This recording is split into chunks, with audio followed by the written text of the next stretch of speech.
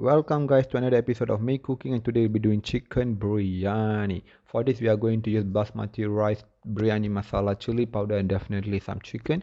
We're also going to use cardamom, clove, star anise, pandan leaf, cinnamon, ghee, chili, curry leaf, lemongrass, garlic, tomato and onion and ginger pieces have been blended together. First thing first, put in all the chicken in a bowl together with the biryani masala, chili powder and a teaspoon of salt. Give it a nice and sweet and gently massage and set it aside. As for cooking the rice, we are going to use 2 tablespoons of ghee. You can also opt for cooking oil, but I'm using ghee because it gives more flavor and aroma to the biryani. And once the ghee is melted or the cooking oil is heated up, add in all the items and give it a nice stir fry. And once you can smell some aroma coming out of it, add in the onion and ginger paste and let it cook for about 4 to 5 minutes, guys. And once the onion and ginger paste had been cooked, add in all the chicken, give it a nice stir, add in the tomatoes and also add in the basmati rice and give it a nice mix.